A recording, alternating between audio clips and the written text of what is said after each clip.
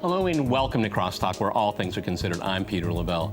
100 years ago, Russia was consumed by revolution and unprecedented violence. It is not an understatement to say the Russian Revolution, or Bolshevik coup d'etat, was a defining moment of the 20th century. How did it change Russia and the world?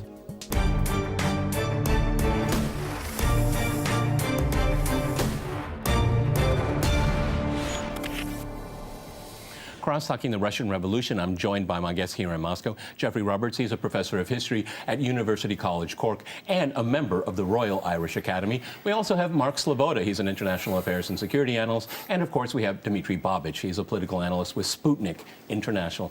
All right, gentlemen, as always, crosstalk rules in effect. That means you can jump in anytime you want, and I always appreciate it. Jeffrey Roberts, let me go to you first here.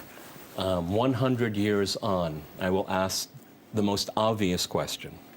Was it worth it? Was it worth it? Yes, I think it was. Why? Because what the revolution showed was that it was possible to change the world. I mean, what happened in 1917 was that the people intervened in history, fundamentally changed the course of world history. But there are those that say that it was a coup d'etat, that the Bolsheviks didn't represent the people, that represented a very severe ideology and absurd power. What happened in Russia was a popular revolution. The Bolsheviks came to power on a wave of revolution that swept through Russia. They weren't on a revolutionary mood or a Bolshevik revolutionary mood? Well, a revolutionary move. The Bolsheviks weren't a majority when they seized power, but they were a very strong minority, and they actually had a majority or a near majority in the urban areas. So the point is, it wasn't just a Bolshevik coup d'état or insurrection that happened in Russia. There was a revolutionary upsurge, and the Bolsheviks were the beneficiary of it. And the point of this revolutionary upsurge was to, not to just bring to power, a particular group of people. It was all about, reimagining the future. Trying to find a completely different way of social. But the people paid a very high price for that view of the world. Mark, I can see your position quite clear here. Go ahead. No. Same question. Very nuanced. I do not consider myself a communist, maybe a post-Leninist. My wife is a communist. Post-Leninist. And a post-Leninist, yeah. Not a post-Marxist, a post-Leninist. I want to speak perhaps as IR theorist on the international relations level, what the Soviet Union meant to the world. It meant the end of Western colonialism and imperialism. Without the Soviet Union, the ability of the Third World to achieve independence, certainly within the time frame it did, it simply wouldn't have happened. But Mark, you can make the same argument that the end of the First World War saw the end of the Western empires. The Russian Empire. It didn't see the end. It set the seeds of it. Eventually did decades later. We just had the collapse of the Russian Empire. One cannot say that was necessarily part of the same process. Up until the 1980s, Nelson Mandela, who was supported by the Soviet Union and himself was a communist of sorts, was still opposed by Western governments, the United States, the United Kingdom, up until he succeeded, and then suddenly he's become the hero rather than the end. But that's the whole point. Dima, that's the whole point. It's not just about the Soviet Union, it's about ideology. Absolutely. And that is the biggest outcome of that political transformation. You can use revolution, you can use coup d'etat, whatever you choose, but the fact of the matter is the rest of the century, or almost the rest of the century, was defined by the ideology that eventually took power in Russia. Well, there is absolutely no doubt that the Russian Revolution played a role the major role in the 20th century history, and most of that influence was positive. Maybe not on Russia itself, but on the world in general, definitely positive.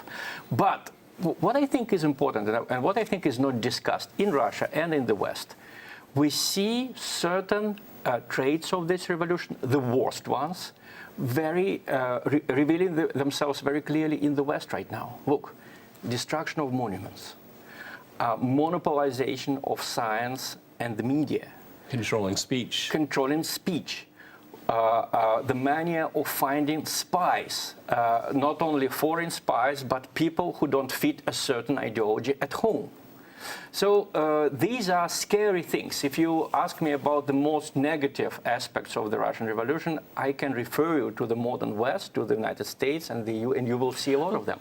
Okay. But talking about the revolution as a whole, I think we can agree on something. I will suggest you an image. The Russian Revolution was like an elephant in the dark room that three philosophers, three wise men, tried to touch, being blind. To describe. Yeah, one of them touched the leg and said, oh, the elephant is like a column. The other one touched the trunk and said, it is more flexible. The third one touched the tail and said, it's like a rope. So if you ask me about the Russian Revolution, was it a tragedy for Russia with millions of people dead, and a dramatic fall in living standards for the majority, a huge majority of the population? I will say yes. And the living standards were pretty low at the time. Absolutely. Then will you ask me, was it a popular uprising with people basically supporting the Bolsheviks during the civil war, opting for their own government and not an opposition liaised with the West? Yes. Was it an event that positively influenced the Western countries, that kind of encouraged them to introduce the social safety networks? Yes. Workers' rights. Women's rights, okay, literacy. It's like an elephant where you have positive things and negative ones, but the negative ones are now evident in the Jeffrey, West. Is there, I was trained as a historian. One always has to stay away from the sense of historical inevitability. But why did the Bolsheviks win? I mean, there were more than one revolution that year, okay? There were different trends that were overlapping simultaneously. Why did they win? Was it just violence? No, the Bolsheviks won, well, three reasons. Firstly, they had popular support, yeah? Secondly, because of Lenin's leadership. And thirdly, because the revolutionary events took place in the context of the First World War. And think about the Bolsheviks in 1917. They were the anti-war party. They were the peace party. That was enormously important to their their popularity. The other thing you have to remember about the Bolsheviks, of course, is that when they seize power in Russia, they don't see themselves as just being involved in a Russian revolution. They see their action as part of a broader world revolution. They see the Russian Revolution leading to a global revolution. So from the Bolshevik point of view, the whole future of humanity was at stake in their actions in Russia. So, Mark, what went wrong? Because you're all saying this is very idealistic. It was very painful. It was very, very costly. But we ended up with something like Stalinism. Can I just interject that? What went wrong was the Civil War and the foreign intervention that followed. Yeah? That's what went wrong. That's the context in which the revolution begins to degenerate, in which Bolshevism, which was a kind of popular revolutionary movement, begins to take on these kind of bureaucratic, authoritarian, repressive features which become embedded in the Soviet Union. So it's the Civil War. And then it became embedded in the system itself. It's the Civil War. It's a very important role that's played by foreign intervention by Western capitalist states trying to strangle Bolshevism. Yeah, I want to add to the causes of the Bolshevik success just a little bit. I agree completely with what Jeffrey said, especially the anti-war party aspect of Bolsheviks. When the Kerensky and the Provisional Government seized power after the February Revolution that preceded the Bolshevik Revolution, they wanted to continue the war. This war that many Russia had already suffered some 6 million casualties at that point. The country was suffering from famine. They were exhausted. They couldn't understand why they were fighting what they saw as an imperialist war between imperialist European powers. They wanted out. Another thing, the Bolsheviks were incredibly disciplined as a party. They understood power. They knew how to take control of railroad stations, telegraph stations. They understood the nodes of power and communication that make society work and how to take and their foes, they were opposed to each other as well. I mean, they had a sense of unity. The third thing I would say is they had the support of the military, and this was crucial, particularly the Navy. Defections from the military at this point were 34,000 a month. And they were flocking to the Bolsheviks because the Bolsheviks were promising the end of the war. And they supported the Bolsheviks all through the February Revolution up until the culmination with the October Revolution. And without that crucial military support, I'm not talking officers, I'm talking the rank and file soldiers, particularly in the Navy, the Kronstadt sailors, the Aurora, and so on. They were crucial to being able to take power on the streets and hold government buildings.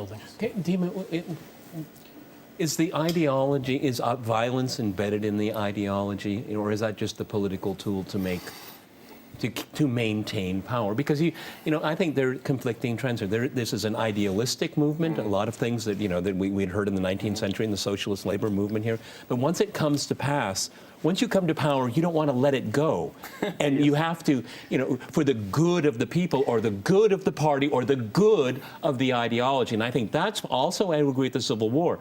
But once they had a foothold, they would do anything it took to keep it. Well, I would say that violence is akin to all radical ideologies, including neoliberalism or now Capitalism. Agreed. And the mechanism of repression is very simple with radical ideologies. We are right on the footstep towards happiness for the whole world. And who is preventing us from having it? Just 2 million people in Donbass? Smash them, These Alawites in Syria who stick to Assad, kill them. This is the attitude of the West, and that was the attitude of the Bolsheviks, but not from the very beginning. I think it's a very important question why the Bolsheviks came to power. 2 reasons. First, the February Revolution. Now in Russia, we don't separate these 2 things. We're talking about one revolution, not about February and October. And we're going to talk about that. I think it's right, because without February, there would be no October. What happened in February was that a bunch of liberal revolutionaries came to power and revealed themselves absolutely unfit to govern. We have very similar people now opposing Putin. They were very good at propaganda, Western-supported propaganda against the Tsar. But hapless. Yeah, 90% of the Russian population in February 1917 were convinced that Rasputin slept with the Empress, that he was a German agent, that she was a traitor. All of this nonsense, Was that fake news? The fake news of the revolution. A good point, Mark. And fake news was much more important, because if you talk about the economic situation in February 1917 was not dramatic. Let me jump in People here. were eating a lot better than during the Civil break. War. After our break, we'll continue our discussion on the Russian Revolution. Stay with RT.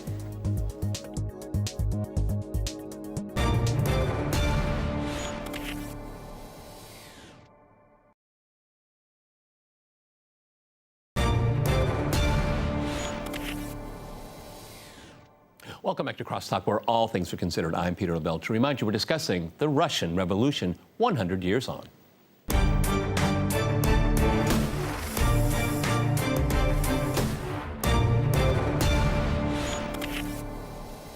Okay, Damon, go ahead and finish up your point. So the first reason why Bolsheviks came to power was the inability of liberals to govern after February 1917.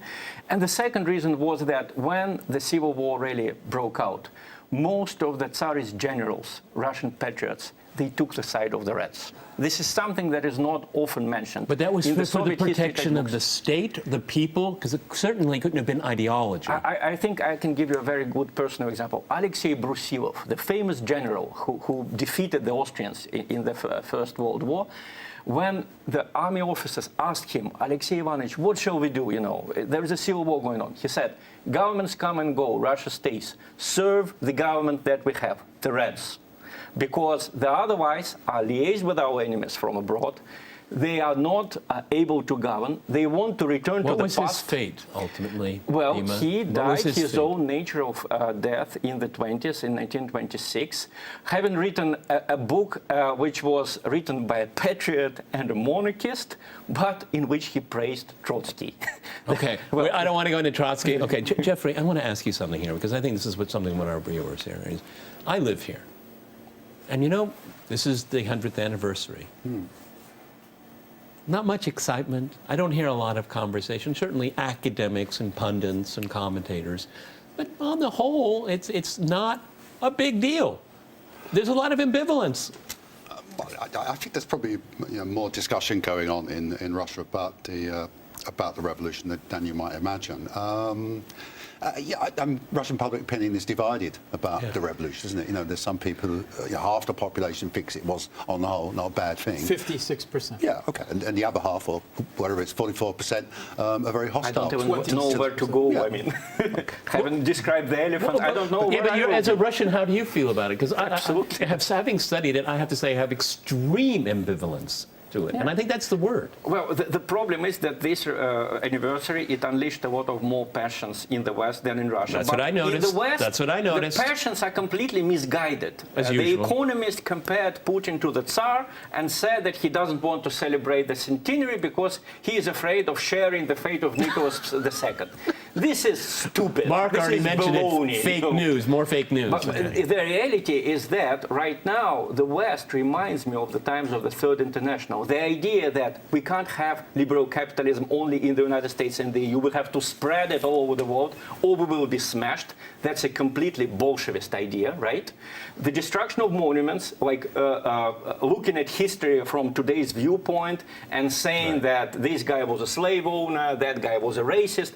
It's the same thing the Well, Bolsheviks one did thing with I the can tell 19th you guys century is generals. that you go into any city and town in this country and you're still probably going to find a statue of Lenin. There's still a lot out there. You know, Mark, that's nice. What History stays. we already heard that it was the Civil War. Was embedded in the ideology of a totalitarian strain that culminated in Stalin? Because the great argument is, we've already heard about Trotsky, Bukharin, and there could have been different variants, different paths. I'm not convinced of that. I think it's a very totalitarian ideology. I'm not a big fan of the word totalitarian. I think that itself is an ideology that was created in the West in the wake of World War II to try to equate fascism and communism, which I believe is a false equation. I think it's erroneous. Yes, I think we have to remember that the Soviet Union was born not only in internal struggle, but it was from the moment of its creation, it was attacked from the capitalist world, under siege. It wasn't. This is left out of a lot of Western history books. That in 1918, the Western powers and Japan, most European countries, the United States, they invaded the nascent Soviet Union in the middle of the Civil War to try to strangle the Soviet Union. Strangle it in the cradle. In the cradle. And I mean, we're talking one little incident that's, just in the past few years been recognized by, British press, The Guardian and others. Churchill was a military commander of the British Expeditionary Force. He used chemical weapons on Russian towns. And that attack from outside helped solidify the support of the Russian people with the Reds, the Bolsheviks, and helped. There was a siege mentality. There was a paranoia that developed during the Soviet Union, but with good reason. Perhaps I could answer your question. I mean, Bolshevism changed. The party changed. Its ideology. Well, yeah, changed. there were purges. There were purges. People disappeared. The Bolshevism of 1917 is not the same as the Bolshevism that emerged from. And is it because of the Civil War and because of the siege? Obviously, this is the historical argument. Is the authoritarianism and totalitarianism of Bolshevism inherent in its ideology, its organisation, its personalities, or is it a result of historical circumstances? It's shaped by the. Now, my view is that it's shaped by the circumstances. But going back to your other question about violence and power, for the Bolsheviks, it was never just about violence and power for their own sake. It was about violence and power in the pursuit of utopia. And it's really important to understand, the radical utopian nature of the Bolshevik Revolution, of the Soviet project. In retrospect, would you say that was a dangerous goal to have, utopia? I think that's one of the negative. That is one of the lessons. I agree. Idealism is not practical politics. Right. Revolutions do devour their children. Yeah. So you have to be careful what you wish for. But that's not to say that the ideas themselves, the idealism, is anything inherently wrong with it. One of the interesting things about the Western coverage of the 100th anniversary, the predominant theme is actually there were all these negative consequences arising from the Russian Revolution, but actually the ideas of the revolution, that inspired the revolution, remain relevant today. Particularly relevant today when so-called neoliberal capitalism is experiencing such a crisis, and there is a need to try and imagine alternatives, imagine different futures, to do some different things. And the Russian Revolution, and indeed the Soviet experience as a whole, has lessons to teach us, both negative. And that probably explains why Russians are very, very adverse to revolutions and dramatic political changes. Let's talk about numbers of people today. Today in Russia, 56% of people regret the passing of the Soviet Union, but only 12% would like to see it restored as it was. In Eastern Europe, in Central and Eastern Europe, a recent poll by the European Bank of Reconstruction and Development says that over half, some 54% of people would like to see the return of a command economy. Yes. We've seen repeated polls in Romania and Hungary that say their lives were better off under the Soviet system. In the United States, millennials, a majority of them, some 51%, would prefer to live in a socialist or communist country. And this is YouGov, and of the total U.S. population, 34% would rather live in a socialist Mark, you know what country. that reminds me of was when I was in graduate school at Berkeley, and I was going back and forth between communist Poland and Berkeley, and I told people in Poland that they're more communist in Berkeley than all of Poland here. Go ahead, really. Well, These millennials, I mean, they should have, if we could send them back in time, let them live in Albania in the 1960s, okay? They don't know what they're talking about. Well, I think that you asked a very important question. Was violence like innate in an ideology? Well, I would say that any utopia, any aggressive utopia, can spawn violence. Look at Pol Pot. Absolutely. I mean, that was a utopian. No, not only Pol Pot. The idea to have something like encouraging feminism in Afghanistan, that's an explosive idea which has been realized, or they tried to realize it for 20 years. The idea of radically changing Ukraine, making it an enemy of Russia, destroying all the communist past in Ukraine, that's a revolutionary You're just saying idea. absolutism, having absolutes is an extremism. You need violence to make it, to get there. In a way, any change, any drastic political change. We can agree that the Russian Revolution probably taught the West in the past more than it taught the Soviet Russia, so the West avoided a lot of our mistakes. But there are a few things that the Russians learned, and we have got immunized from these wrong ideas from the beginning. For example, let me give you an example. The idea that a writer could be made better or worse by his origin. In the Soviet Union, writers were divided into proletarian ones and bourgeois ones. So now when Russians hear about women's writing, gay writing, immediately we have a very skeptical attitude and we say, be a good writer who happens to be a woman. Be a good writer who happens to be gay. Oh, God forbid the world could learn something from Russia, considering the environment here. So there are certain bits of immunization that we got from this revolution, and one of them is that we're adverse to any kind of revolution now. Rapidly running out of time here, Jeffrey, one of the things I think is very interesting is, during the Cold War, we had this captive nations concept in the West. A lot of people don't understand how much Russians suffered during the revolution, during the Civil War, during the Second World War, and and one can make the argument that the entire breadth of the Soviet Union, its culture, and culture was attacked, and it was destroyed in many ways. I mean, I'm thinking of the Orthodox Church. Okay, a lot of people don't understand how much Russians survived because of the pursuit of utopia and an ideology. Well, culture was destroyed, but an alternative was put in place. Yes, I mean there was. We're still here. There was a reconstruction of culture, of Soviet culture, which wasn't completely bad. I mean, which actually persists this day. Nostalgia.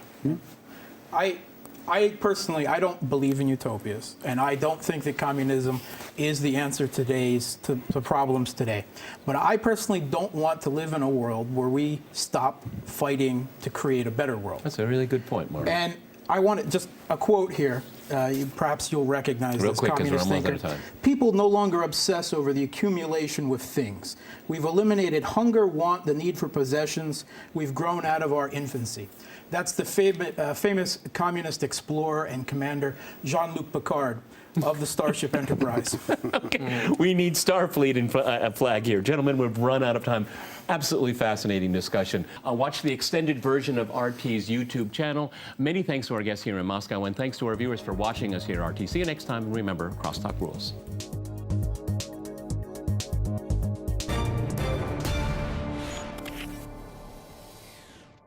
Okay, now for the extended version of our program.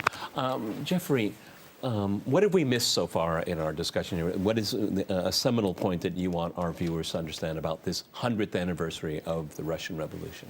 The point I want to understand is the radical nature of the Soviet project, yes? Radical utopian, idealistic nature. It wasn't just about an alternative to capitalism, a different socio-economic system. It was a project for the transformation of human nature. And, the Bolsheviks and their communist successors kept coming back to their utopian goals, almost right the way through to the end. I mean, Gorbachev was nothing if not an idealist. Gorbachev saw another kind of utopian, transformation. So the driving force of ideas, idealism, utopianism, right away from the revolution through, right away to the end of, end of the Soviet project. That's the point I would like to get across. Dima, how much is the Soviet experience the Russian experience? Because you have this ideology. What's grafted onto what? How did communist ideology become Russified? Okay, because you see the kind of because we did have despotism in Russia. You had a very hard rule with the Tsar. I mean, a long history of that here. A lot of people think that that's just kind of a red version of this kind of autocracy. Sorry, Peter. Go ahead. It didn't actually get Russified. That's the whole point. I mean, yes, I agree. The predominant kind of concept in Soviet times was the concept of Soviet patriotism. Okay, that had a very strong Russian component. The whole idea. Yeah, but the Tsarist period had the same exact thing. Soviet patriotism was about citizenship. It was about loyalty to a certain set of values. It wasn't about ethno-nationalism. Yes, absolutely. And that was and that's one of the reasons why the Soviet multinational empire held itself together so long. In the beginning, so there was actually a big attempt to push down what was called Great Russian Nationalism as a Sure. Well, and Stalin was a great cartographer also that divided and ruled over the minority groups, particularly goes all the way through Ukraine to the Caucasus. So that element is very much there. Great Russian nationalist. Nationalism is a big part of it. Let me say that, of course, Lenin's Soviet Union was a lot more like a genuine leftist state, internationalist. Stalin's was a much more nationalist project, more Russified. But in general, Bolshevism or communism is not a Russian ideology, and it produced very similar results everywhere. I mean, I interviewed the Russian soldiers who were in Austria in 1945, and at the time, Austria was divided into sectors. There was the Soviet sector, there was the Western sector. The Soviet sector immediately looked like the Soviet Union after the Soviet army moved in, and it was not the Soviet officials, it was the local communists who basically made the shops empty, and life was pretty hard. But Dima, at the same time, when I was in graduate school, it was almost kind of a joke. Is that the only country that really made the Soviet model work and work well was the East Germans, not because of the model, but because they were German. Okay, absolutely, that's my point. Okay, but I think that we touched upon a very interesting and important thing that I think we did not develop in the first part of our discussion. Just like Mark, I'm absolutely against equalizing Nazism and communism. There is a great temptation to do it, and it started even before the World War II. The Social Democrats were the first to use the word totalitarian and equalizing Nazis and communists. But despite certain similarities on the surface, parades, songs, mass organizations, the results and the end aims, final aims of these two ideologies were profoundly different. And right now, what we see in Germany, not only in Germany but in Europe in general, is a real rebirth, a real rehabilitation of any ideology that fought against Russia, that fought against the Soviet Union, not even against communism. And people forget that Hitler actually justified the creation of concentration camps by the need to fight Gulag. The German Nazis had the information about the Soviet concentration camps. They were scared, the German capitalists, if you want, they were scared to death. So they opted for Hitler as a deterrent against the communist Russian threat. And I'm afraid this story may repeat itself now again in Europe. But hypotheticals, Jeff, is what are the chances that we wouldn't have seen this kind of virulent fascism in Europe in the 1920s if it hadn't been for the Russian Revolution, because you have the entire right, conservatives, focused on the Red Scourge. I don't think you can blame fascism and Nazism I'm on not, the Bolsheviks and Russian Revolution. I don't think that's an appropriate word, blame, okay? A cause and effect, okay? Yeah, but the main cause of fascism, Nazism, dictatorship, authoritism in interwar Europe was the world economic crisis The of late collapse of 1920s. liberal democracy. Exactly. And of course, what happens... And the fear, no, but that's a fact, but the perception is also the fear of the Red Scare, the Red Menace. That, I mean, I don't buy into that as being true. That was the fake news of that time. I think that's a secondary factor. You know, it's the more fundamental, you know, collapse of the economic systems and collapse of confidence in capitalism, and the political consequences. Of course, the other point to make is that what actually stops this authoritarianism and nationalism and so on taking a grip on Europe and perhaps the whole world, what happens is the Second World War happens, and it's the Soviet Union that actually defeats Nazi fascism and democracy. The Soviet Union actually saved the world for democracy. It's really interesting, Mark. No one would ever say it was communism that saved the West. You'd never hear that, would you? Would you, ever? No, and I'm not so sure I would put it in those terms. Well, that was the ideology of the state. I think it's useful that if we separate, when we look at the revolutionary period with Lenin, we look at Stalin's, the purges, the formation of the Gulag. And by the way, the first concentration camp, the first Gulag in Russia, was established by the British during the Expeditionary Forces invasion in 1918. They got their models from British use in Africa. What do you bet most of our viewers have never even heard of that? Never heard of that. Yeah, well, and the post-Stalin period, because that was vastly different. Sure. And that is the Soviet Union that most people today remember fondly, that have nostalgia for. It's the post-Stalin Soviet Union of Brezhnev that most Russian people feel stagnation.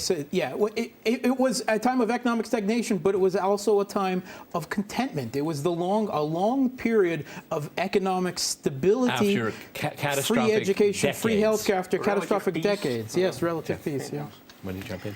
The conversation's moved on. Ask me a question. I think I can jump in. I think that actually when we are talking about the birth of the Soviet Union, it was not just the early years of the Soviet power, it was also the 1940s, the post-war years, because the Baltics, Western Ukraine, all these territories that were outside the initial Soviet Union, they were integrated and with huge pain. And this pain was hidden from the populace. Brezhnev and Khrushchev didn't want to tell the people that there were rebellions in Lithuania, in Western Ukraine. That was a taboo subject, or almost taboo, right? So a lot of Russians are still surprised. They say, how come these regimes are so hostile to us?